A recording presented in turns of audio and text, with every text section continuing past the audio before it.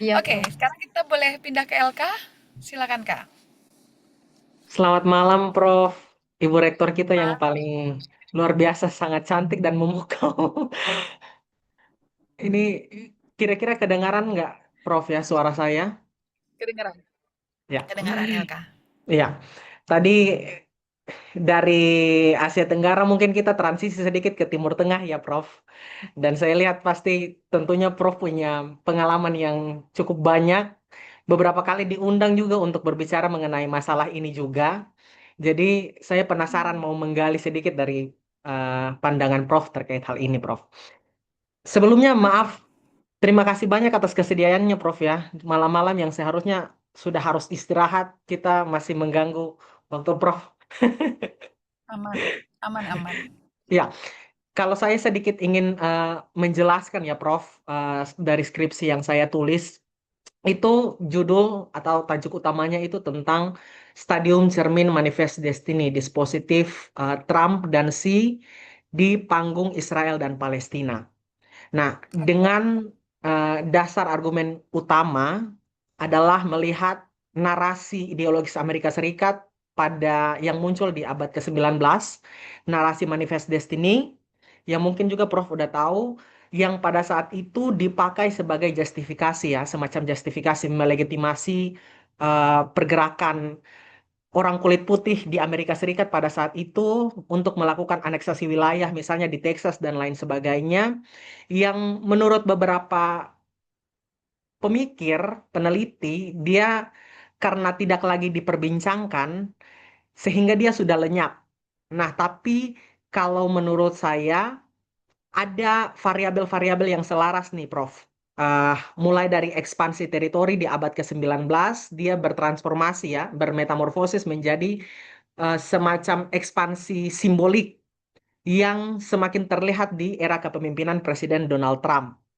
Dengan ininya. Yang menariknya adalah ketika kita melihat lanskap yang sama di Timur Tengah, khususnya di konflik Israel dan Palestina, saya penasaran melihat bagaimana interaksi dari Amerika Serikat maupun Cina di bawah kepemimpinan Presiden Trump dan Presiden Xi Jinping dalam menavigasikan kebijakan luar negerinya, uh, Prof. Jadi mungkin pertama-tama untuk membuka pertanyaan saya, pertanyaan yang pertama ya, menurut Prof sendiri ya, dari mungkin sepemahaman Prof, melihat evolusi dari narasi Manifest Destiny ini sendiri yang pada abad ke-19 hingga hari ini, apakah dia menjadi salah satu ruh utama ya, esensi penopang dalam kebijakan luar negeri Amerika Serikat untuk melakukan ekspansi yang teritorial, sekarang sudah masuk ke ekspansi simbolik, dan tentunya ini selaras dengan kebijakan American First ya, atau Make America Great Again dari Presiden Trump juga. Apakah kita bisa membaca ini sebagai salah satu kebijakan yang dia selaras? Jadi apakah kita bisa lihat ini sebagai sebuah reinkarnasi lagi dari keberadaan narasi Manifest Destiny ini sendiri yang mana di era kontemporer dia lebih populis gitu.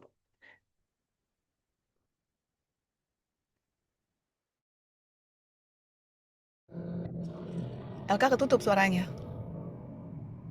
Sudah tadi Oh, terdengar udah. atau ya, yes. Oke.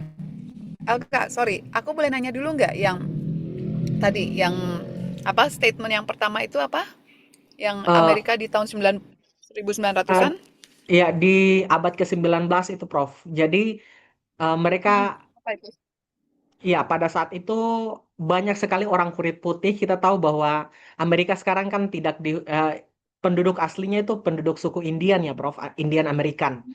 Nah, pada Mm-mm. saat itu mereka, para orang kulit putih ini, dengan jargon atau dengan narasi Manifest Destiny-nya datang ke Amerika Serikat, benua Amerika pada saat itu, untuk Mm-mm.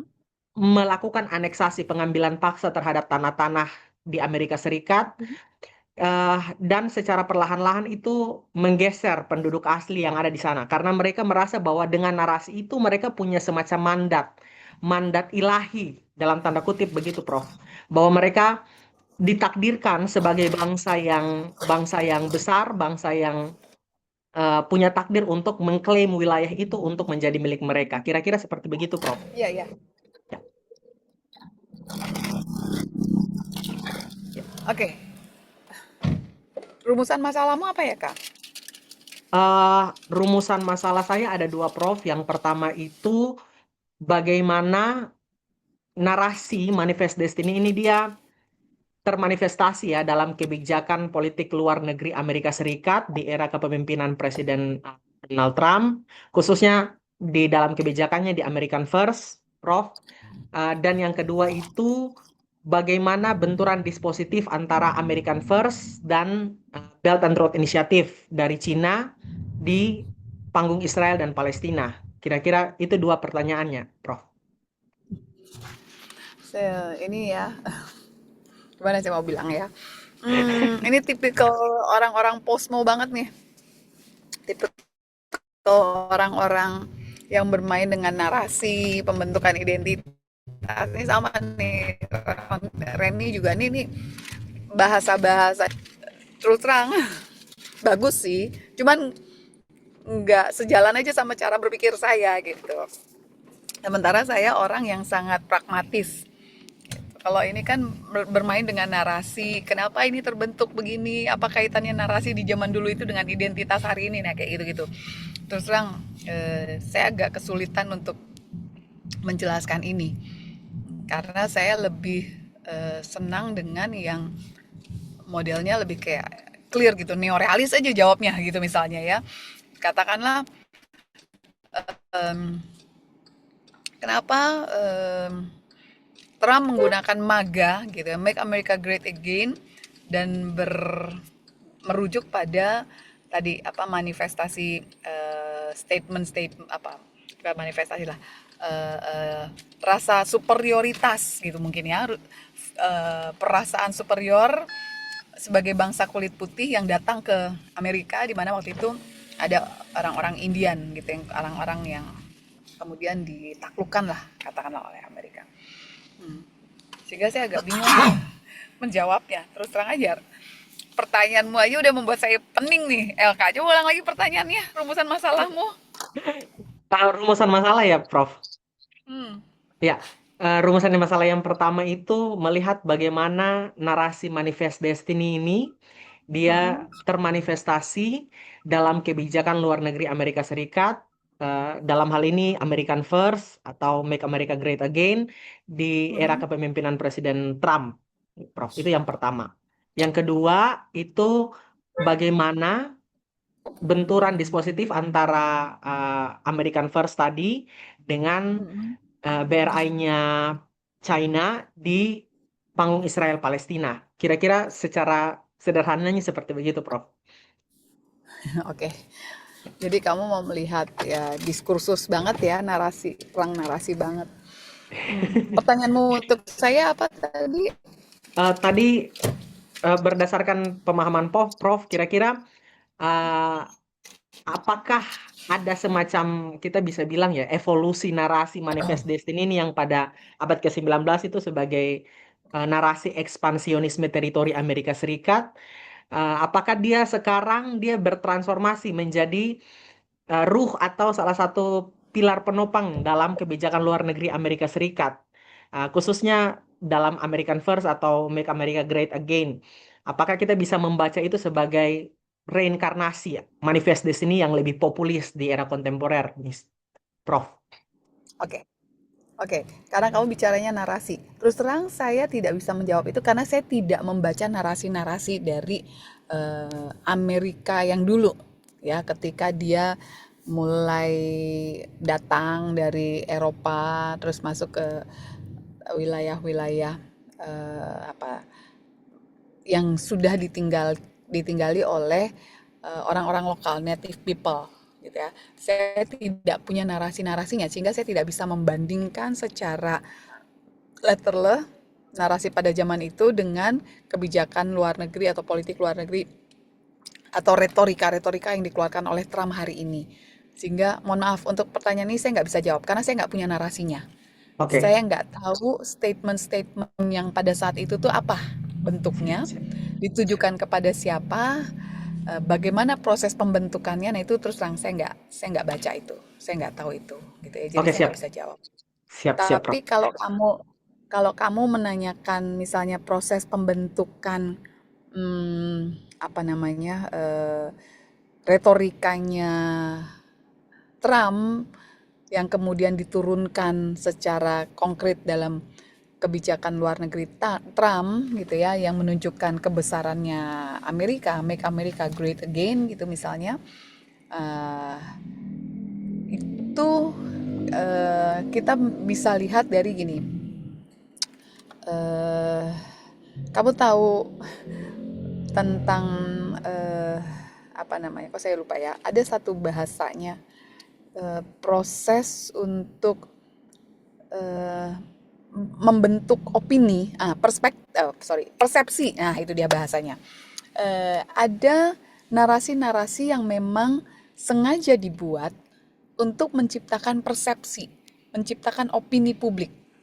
Contoh misalnya kalau sekarang kita kaitkan dengan perang Amerika dengan Iran. Kalau kamu perhatikan Trump, 2 bulan 3 bulan terakhir itu selalu bahasanya optimismenya ketinggian menurut saya dengan mengatakan Iran sudah Iran akan menerima proposal kami. Iran sudah setuju dengan apa yang kami katakan, dengan apa yang saya katakan. Iran menerima eh, apa yang kita inginkan dan kita sudah menang misalnya kayak gitu-gitu. Bahasa-bahasa itu memang dibuat dan Trump tuh emang paling jago lah ngomong-ngomong kayak gitu gitu ya.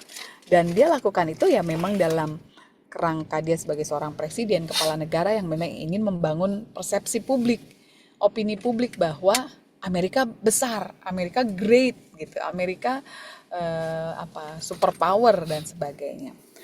Nah, walaupun saya melihatnya ya kalau Amerika, Trump terutama, apa yang dia ucapkan dengan kebijakan luar negerinya itu dua hal yang berbeda. Kebijakan luar negerinya itu kan disusun bukan oleh Trump sendiri, tapi ada komunitas ekosistem politik luar negeri lah. Ada menteri luar negerinya, ada presidennya, ada intelijennya di sana, ada senatornya, ada kongresnya, itu kan semua berkaitan tuh. Nah, gitu. Dan modelnya Trump kan memang namanya pengusaha, dia maunya bertindak sendiri. Jadi seringkali dia keluar statement dia sendiri, tapi dia lupa ada politik luar negeri yang ada rambu-rambunya yang harusnya dia ikuti. Nah, sehingga saya melihatnya di sini ya, kalau kamu mau menganalisis apakah retorikanya Trump itu memang apa sama dengan dulu Amerika pernah menginvasi Indian atau wilayah tanah orang-orang Indian, mungkin kamu perlu melihat juga sisi kepemimpinannya Trump atau gaya bicara retorikanya Trump gitu. Dan dibandingkan dengan pada saat itu pada tahun 1900-an atau tahun berapa lah Amerika bukan 1900 ya 1000 Amerika masuk 1800-an, Prof. 1800-an ya Ya. masuk ke wilayah-wilayahnya orang Indian, kamu harus melihat ada tokoh tertentu nggak yang kamu bisa bandingkan dengan Trump. Itu jadi kan eh, istilahnya kalau kamu membandingkan sesuatu kan harus apple to apple. Kamu mau membandingkan Trump dengan retorikanya Make America Great Again dengan siapa pada masa itu 1800-an itu dengan retorikanya apa tadi retorikanya yang kamu Manifest bilang Destiny. Manifest Destiny itu yang mengeluarkan siapa statement itu? Uh, itu pada saat itu uh, dia hanya semacam narasi, dia dari buku gitu, Prof. Dan akhirnya Hmm. diadopsi oleh kelompok-kelompok yang melakukan aneksasi pengambilan paksa. Jadi awalnya dia dari buku yang ditulis oleh Frederick Jackson Turner, terus Mm-mm. di dalamnya dia mengafirmasi bahwa Amerika Serikat ini bangsa mulia. Orang kulit putih ini punya semacam mandat ilahi untuk menguasai wilayah yang mereka datangi itu. Kira-kira seperti Oke, begitu, Prof. berarti kamu mesti coba cari teori tentang ini deh, penciptaan opini publik, penciptaan Hmm, persepsi itu tadi, pembentukan persepsi. pembingkaian Eh, persepsi gitu ya, Prof. iya, Ya. betul. Karena statement-statement itu kan sebenarnya dalam kerangka pembentukan persepsi tuh. Ya, Persepsi seakan-akan kita bangsa yang besar, kita bangsa yang hebat hebat. gitu, yang Ya, tidak terkalahkan. Dan kalau ada orang di depan kita, musuh kita, itu kita anggap semut lah, kurang lebih gitu. Kita yang perkasa, kurang lebih kayak gitu. Nanti ya. kamu coba cari itu ya, buku atau teori-teori yang menjelaskan tentang pembentukan persepsi itu, atau pembentukan opini publik. Ya. Nah, Siap. tuh Siap, siap, Prof. supaya Terima kamu kasih bisa, atas ya, terima kasih atas supaya kamu arahannya tadi ya, masukan yang sangat sama-sama. luar biasa ini, Iya. Prof. Mungkin Tapi untuk mau, mm-mm, pertanyaan selanjutnya ini, Prof. Kira-kira tadi mm-mm, kalau kita mau bahas mengenai bagaimana politik global kontemporer saat ini ya, saya penasaran nih, mm-mm, dalam pandangan Prof sendiri, apakah dalam tanda kutip narasi tentang kebenaran itu sendiri, dia itu mm-mm. adalah semacam produk atau simbol yang diproduksi oleh negara-negara besar yang mana selaras dengan pikiran Foucault tentang dispositif. Apakah Prof melihat ini eh, apa kontestasi atau hal-hal seperti ini dia terjadi pergeseran dari kekuatan militer yang murni, eh, Mm-mm. tapi ada di era kontemporer sudah termasuk kekuatan yang diskursif. Jadi cara Amerika Serikat untuk mempertahankan hegemoninya bukan hanya lewat kekuatan militer murni, tapi kekuatan diskursif tadi retorika, pembentukan narasi, pembingkaian persepsi dan lain sebagainya. Yes, gini, ada Foucault kan bilangnya knowledge is power, gitu Ya. ya. Pengetahuan itu bisa menjadi kekuasaan. Hmm. Apa yang kamu ketahui dan kamu ingin orang lain ketahui, itu bisa menjadi kekuatan. Kurang lebih begitu. Sehingga secara sederhananya kita mau bilang, kalau kamu mau dianggap berkuasa, bentuklah pengetahuan itu. Hmm. Atau, sorry, kamu punya pengetahuan apa dan itu bisa menjadi kekuatan buat kamu. Gitu ya. Dan untuk bisa mengetahui itu, ya itu tadi, pengetahuan itu kan bisa dibuat juga, kebenaran itu bisa dibuat. Ya. Em, jadi gini, setiap orang pun bisa saja punya kebenarannya sendiri. Hmm. Ya. Setiap orang bisa membentuk kebenarannya sendiri, Ya. versinya sendiri, kan gitu. Seperti yang tadi, Amerika bisa aja bilang, kita bangsa besar gitu, gitu.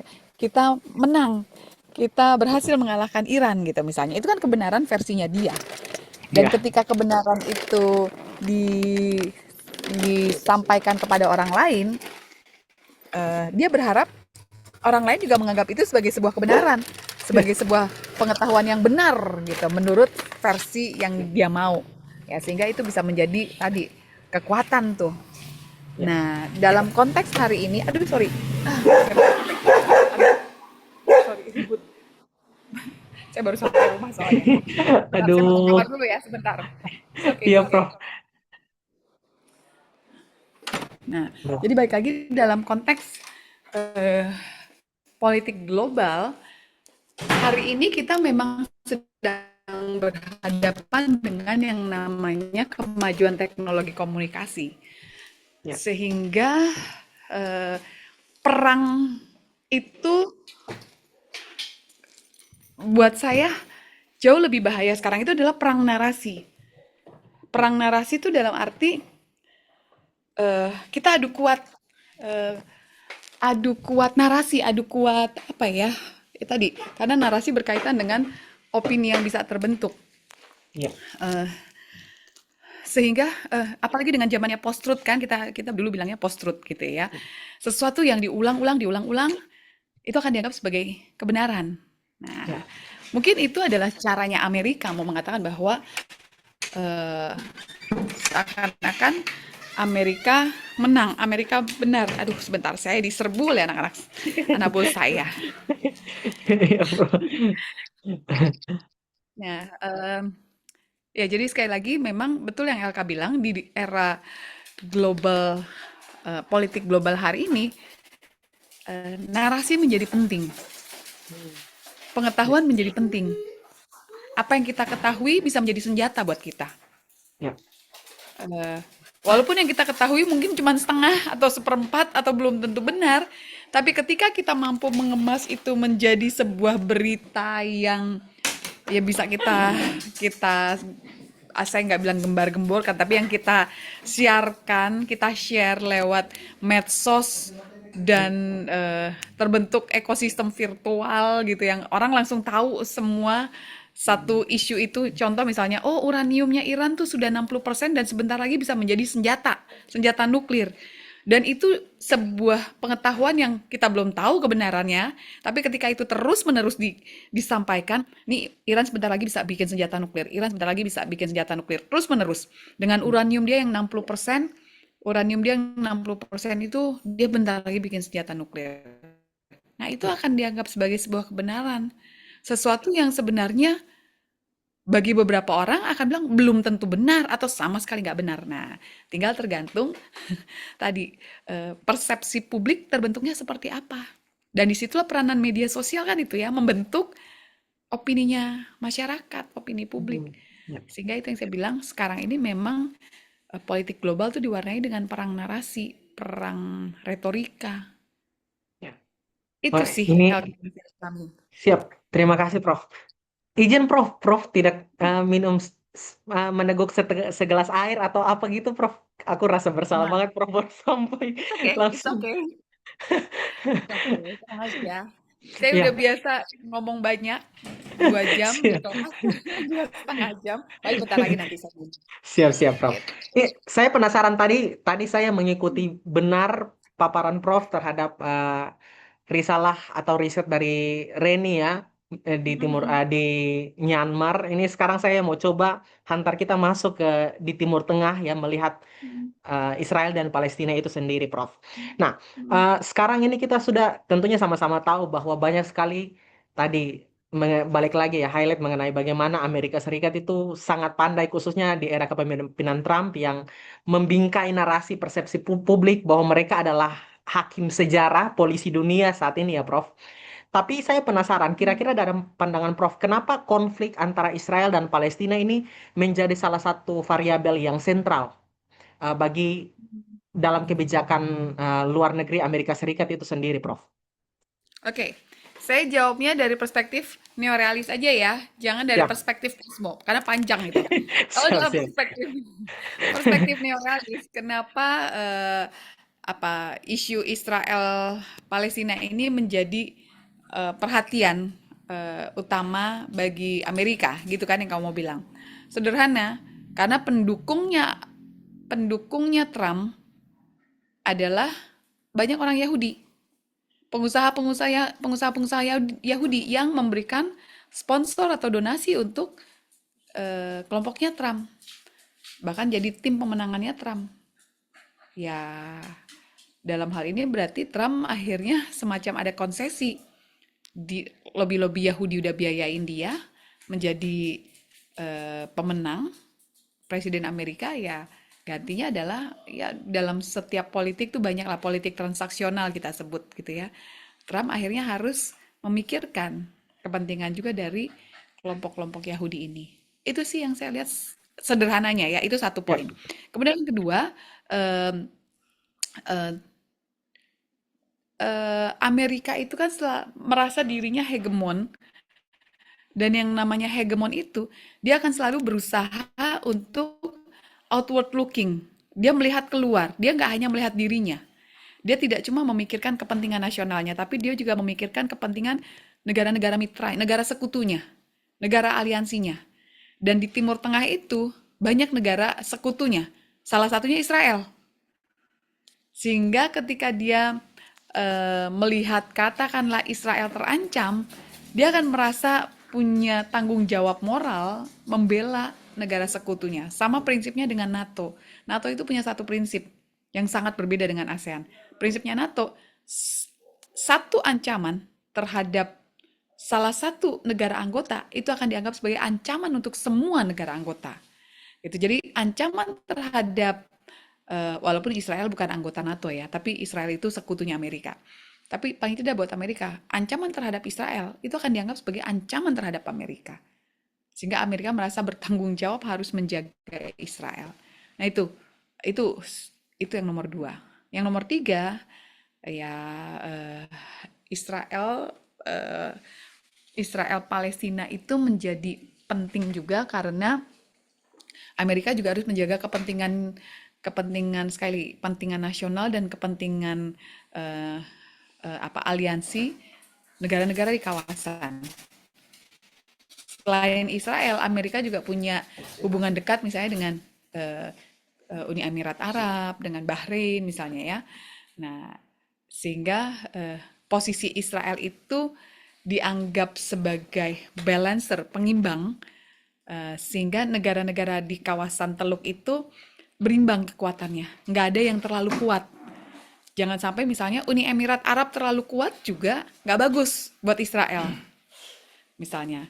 Apalagi Iran terlalu kuat, itu akan sangat dianggap tidak bagus ya. Jadi Amerika berusaha untuk membuat kawasan Teluk itu istilahnya arsitekturnya atau apa bahasanya ya, arsitekturnya kawasan Teluk itu bisa dimainkan oleh Amerika gitu sehingga Israel menjadi salah satu saya nggak bilang pion lah tapi salah satu negara yang kalau dalam arsitektur Timur Tengah Israel harus punya peran juga untuk apa tadi mengimbangi kekuatan-kekuatan lainnya kekuatan Uni Emirat Arab, Arab Saudi, terutama Iran, dan mungkin Irak juga, teman sekarang kan Irak udah lemah ya. Ya pokoknya kekuatan negara-negara Teluk lah. Itu tiga jawaban saya, LK. Kenapa isu Israel Palestina ini menjadi penting Hmm. buat Amerika? Siap, terima kasih Prof atas responsnya. Ini saya akan coba gali lebih dalam di sisi ini ya Prof. Tadi meng-highlight apa yang sudah disampaikan oleh Prof bahwa Amerika Serikat sekarang kemampuannya untuk membingkai persepsi publik itu juga sudah sangat kuat.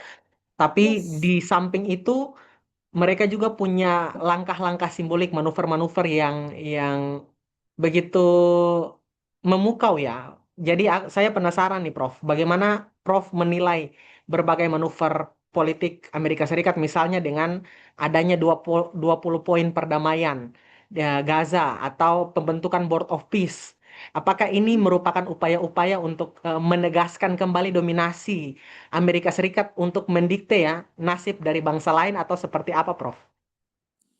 Em, Mendikte sih tidak, tapi lebih kepada tadi, Amerika itu selalu melihat dirinya sebagai hegemon yang bisa atau yang berpikir outward looking, yang memikirkan juga kepentingan negara lain, bukan kepentingan dirinya sendiri.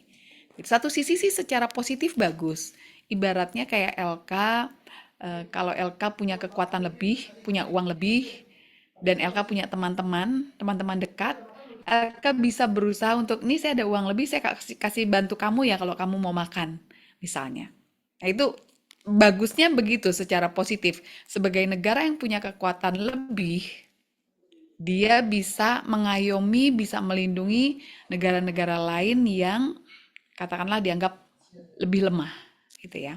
Tapi di sisi lain, bantuannya LK terhadap teman yang lebih lemah itu bisa dianggap sebagai satu ancaman, kedua tindakan yang tidak adil buat teman lain yang juga kondisinya lemah, tapi nggak deket sama LK.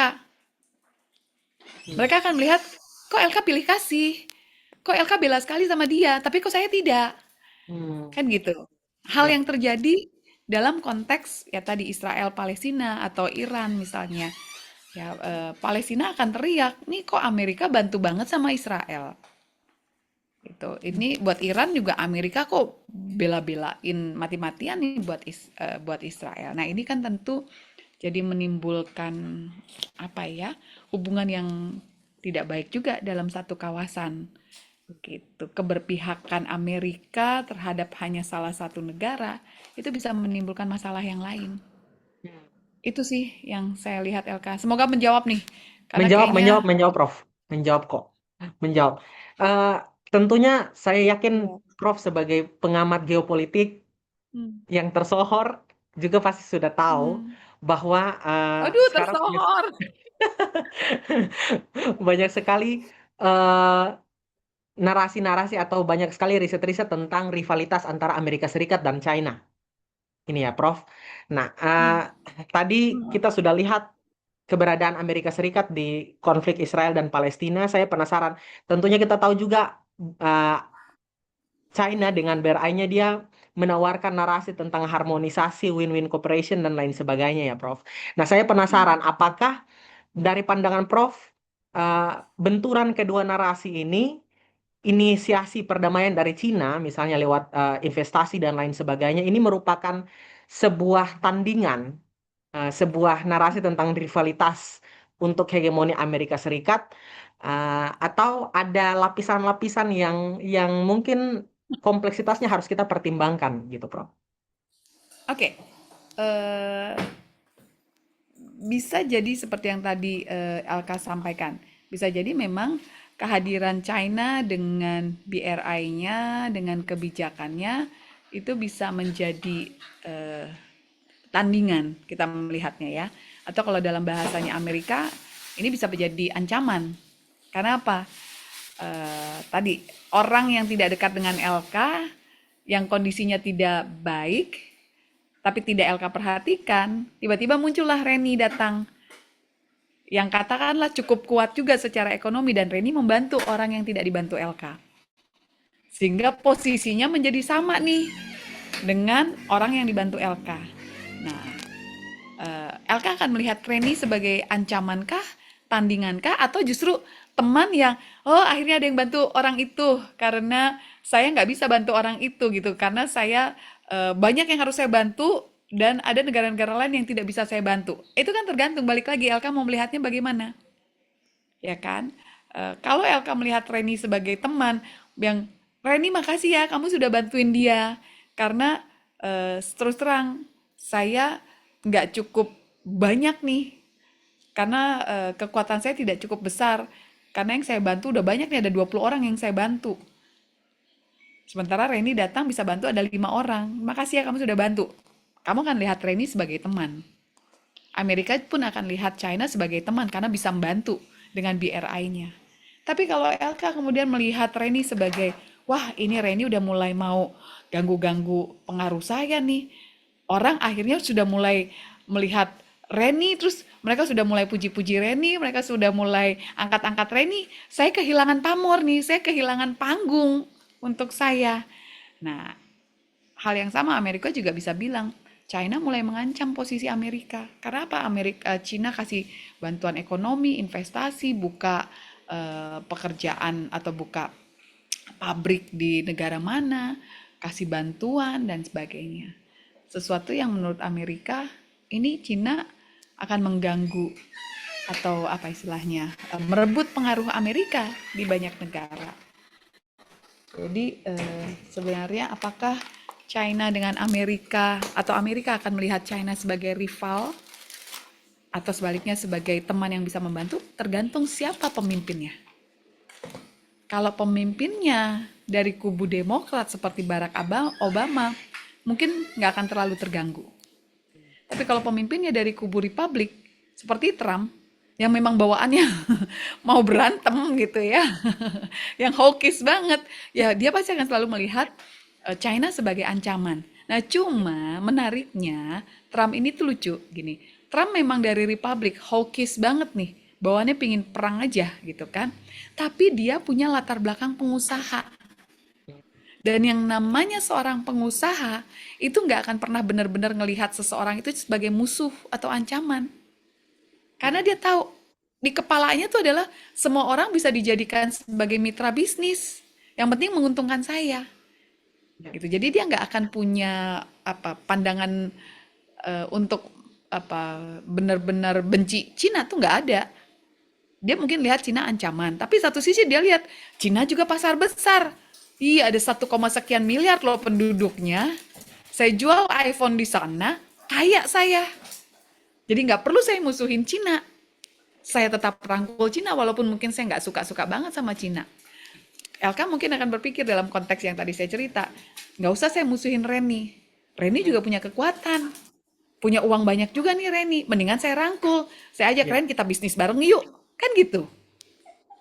benar-benar. Karena Trumpnya pengusaha. Hmm. Jadi tergantung sekali lagi leadership siapa pemimpinnya, apa latar belakang si pemimpin itu, sehingga tadi persepsi Amerika terhadap Cina sebenarnya sangat ditentukan. Bukan hanya Amerikanya ya, di Cinanya juga pemimpin negaranya seperti apa.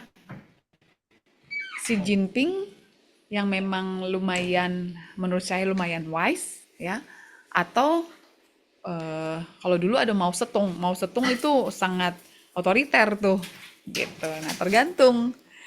Saya ngebayangin sih Mao Zedong ketemu Trump, ya mungkin perang. Tapi karena Trump ketemunya Xi Jinping yang menurut saya lebih wise, mereka nggak terlalu nggak perang panas lah istilahnya. Tapi ya tension-tension ketegangan itu ada. Ya. Terutama isu-isunya kalau ngomongin Taiwan gitu ya. Nah, itu mungkin agak terganggu. Itu Elka mudah-mudahan membantu menjawab Sangat membantu, pertanyaanmu. Prof. Ini saya sampai kadang-kadang sempat berpikir, sempat heran, Prof punya sehari saja sudah sibuk dengan kegiatan banyak banget, tapi di larut malam seperti ini masih bisa tajam ya. Pikirannya memang luar biasa. Puji Tuhan, puji Iya, Prof. Tuhan. Nah, kalau macam contohnya saya mau dalami dalami sedikit lagi nih, Prof. Melihat em, rivalitas antara kedua negara besar ini ya, baik Amerika Serikat maupun baik China ya.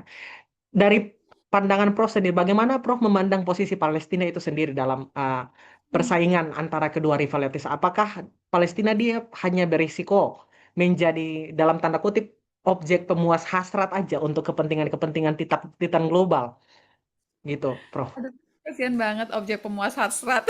Bahasamu, kasihan banget loh. Aduh, kasihan loh teman-teman di Palestina itu.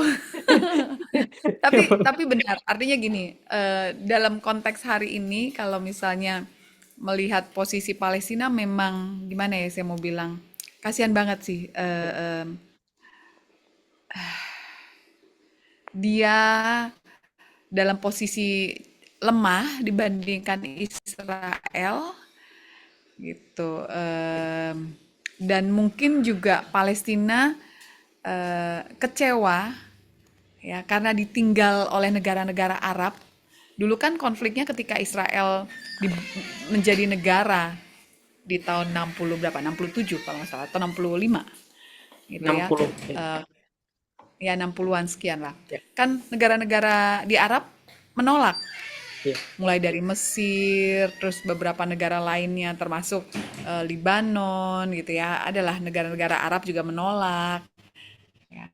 Tapi hari ini negara-negara itu sudah punya normalisasi hubungan dengan Israel. Artinya hubungannya sudah membaik nih. Menyisakan Palestina sendirian yang berhadapan dengan Israel. Yang setelah sekian puluh tahun terus berperang, kekuatan Palestina tambah mundur, tambah mengecil, tambah menurun. Dan yang masih mau bantu Palestina hanya Iran. Ini pun Palestina pun terpecah ya. Saya ya, bicara Palestina ini Palestina yang di jalur Gaza. ya, Karena Palestina yang di tepi barat, Palestina yang ada Fatah di sana, itu nggak terlalu apa keras melawan Israel. Yang keras melawan Israel kan cuma yang Hamas yang ada di jalur Gaza itu. Kalau yang di tepi barat enggak. Dan yang diakui oleh banyak negara di dunia, di PBB adalah yang ada di tepi barat. Yang Fatah itu tadi. Kalau dulu dari PLO, Yasser Arafat. Yasser Arafat kemudian ya dianggap terlalu lembek, muncullah Fatah. Fatah pun akhirnya bisa kerjasama dengan Barat, muncullah Hamas, garis ya, kerasnya Fatah gitu ya. ya. Nah, sehingga ketika kamu tanya posisi Palestina seperti apa, atau bagaimana posisi Palestina di mata Amerika Cina atau di mata Amerika Israel maksudnya Elka tadi nanyanya. Amerika dan China, Prof. Oke. Palestina nggak dipandang apa-apa oleh Cina. Intinya itu. Hmm. Amerika juga nggak terlalu memandang Palestina, apalagi yang Hamas, nggak terlalu dipandang. Buat China, Palestina tidak menarik karena memang nggak bisa jualan China. Hmm. Buat buat Amerika, Palestina nggak terlalu menarik karena memang buat Amerika lebih menarik adalah Israelnya, bukan Palestinanya. Jadi ya itu tadi, Palestina hari ini memang ya kalau saya bilang sih miris lah kondisinya. Sudah miskin, ditinggalkan banyak teman-temannya yang dulunya berjuang bersama untuk melawan Israel, tapi teman-temannya satu persatu mulai normalisasi hubungan dengan Israel dan menyisakan Palestina sendirian. Itu yang bisa saya jawab, Elka, Siap, kondisinya Prof. Palestina. Siap, terima kasih banyak, Prof. Mungkin pertanyaan terakhir ya, Prof, Ya, untuk oke. Satu lagi, dari baik. saya. Silakan. Ya, satu lagi, Prof. Nah, dari kacamata keamanan, keamanan internasional itu sendiri, Prof. Bagaimana bila kita melihat benturan ya, benturan dispositif lah kalau kita mau bilang antara Amerika Serikat dan China ini sendiri. Apakah sekarang kita sementara menuju tatanan yang multilateral, ataukah kita hanya berpindah nih ke bentuk dalam tanda kutip imperium yang baru? Dan kira-kira Hmm. apakah ada dampak jangka panjang bagi keamanan regional bila Timur Tengah itu senantiasa menjadi semacam eh, laboratorium eksperimen bagi negara-negara besar? Bagaimana Prof melihat hal itu? Hmm. Oke, eh, saya sih tetap sebenarnya melihatnya kita tuh nggak beda jauh dengan perang dingin. Hanya ada dua kekuatan besar yang utama. Kalau dulu fokusnya pada ideologi, jadi ada blok Barat, Amerika dengan teman-temannya, lalu ada blok Timur, Uni Soviet dengan teman-temannya. Yang menjadi perbedaan tegas di antara keduanya adalah ideologi, gitu ya. Tapi hari ini eh, perang hari ini, walaupun saya bilang tadi persis seperti perang dingin, artinya ada dua kubu. Fokusnya lebih kepada ekonomi dan rebutan pengaruh, rebutan pasar dan rebutan pengaruh antara terutama Amerika dan China. Em, China mungkin boleh digabung China dan Rusia di situ ya. Eh, Makanya Amerika berusaha misalnya membentuk pasar-pasar kerjasama juga, baik secara bilateral maupun multilateral. China apalagi, dia bentuk BRICS gitu ya. Sehingga yang saya lihat sebenarnya tetap ada dua kubu rebutan pengaruh, tapi di dalam dua kubu itu, kalau dulu kan hanya Amerika sendiri, Uni Soviet sendiri, ketua bloknya. Baru ada negara-negara yang pendukungnya. Nah kalau sekarang, yes ada pemimpinnya Amerika dengan China, tapi di dalamnya itu ada banyak lagi kekuatan-kekuatan yang hampir sama besar. BRICS misalnya di dalamnya ada Brasil, Rusia, India, China, South Africa. Nah itu kekuatannya sebenarnya eh, ya kurang lebih hampir sama lah. Walaupun yang paling kuat Amerika karena pasarnya besar. Kemudian di Amerika juga ada, kok paling kuat maksud saya China paling besar ya. Tapi kan Rusia juga sama kuatnya, India juga pasarnya besar gitu. Nah di Ya. sisi lain ada Amerika yang dia juga punya sekutu-sekutu ya, punya mitra-mitra dagang juga, pasar-pasar juga ya yang terbentuk misalnya dengan negara-negara dia dulu ada namanya TPP tapi udah keluar juga sih. Trans Pacific Partnership ya, tapi udah nggak terlalu jalan. Eh, atau dengan eh, Uni Eropa pasarnya masih tetap jalan gitu ya. Jadi ya kalau boleh bahasa sederhananya semacam multipolar. Ada dua kubu besar, tapi di dalam kubu itu ada negara-negara power negara-negara yang powernya hampir sama. Ya. Itu Cina dengan beberapa teman-temannya, di sini juga ada Amerika dengan beberapa teman-temannya. Dan mereka sebenarnya saling berebut pengaruh, berebut pasar.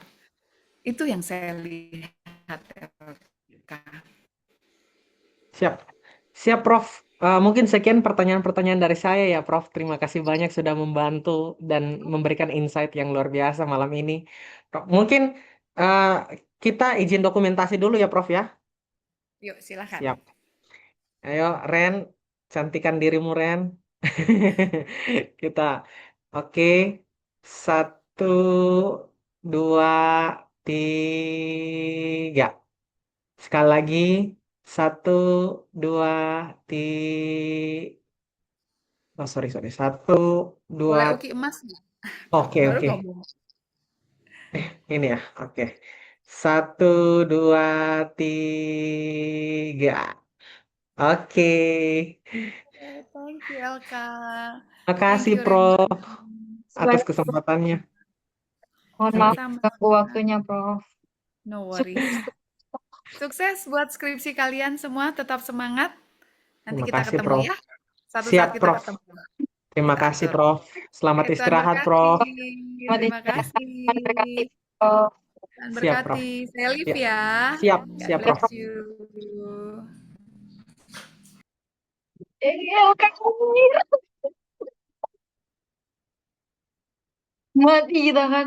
Narasi, identitas. Udah bukan bidang dia tuh. Coba, coba gaya baik-baik mau screenshot. Screenshot apa Oh, besok kan mental. ah, Screenshot besok kan mental untuk si. toh ada bilang tadi toh, Anto uji-uji lagi. Tadi aku mau chat Brenda kan aku bilang, Brand, tolong kau pegang pegang tangan Revi dulu di situ. Coba buat gaya dulu, buat gaya. Udah, yang formal apa? Jangan centil. Satu, dua, tiga. Yang bener ini. Satu, dua, tiga. Satu. Ren, Gantian, lu gantian. nggak senyum, nggak senyum, senyum, senyum, senyum. Harus senyum apa nggak senyum? Hmm? Ulang, ulang. Sabar, sabar, sabar. Senyum, senyum. Satu, dua, tiga. Kenapa lu foto? Kepala miring begitu. Sekali lagi, sekali lagi. Siring, siring. Oke. Saya mau foto KTP. Ini kan tadi dia satu rekaman ya, Ren. 1 jam 38 menit nih timernya di gua. Karena tadi gabung dari awal sampai sekarang ini 1 jam 38 menit. Nanti kita potong saja. Jadi Sepakat. nanti kirim baru nanti bisa ini ya, kirim link. Iya, iya. Sumpah, kita ada pakas 7 jari-jari begini baru dapat rekam tuh. Nanti kan tinggal ku potong ini kan susah yang pakai lagi toh.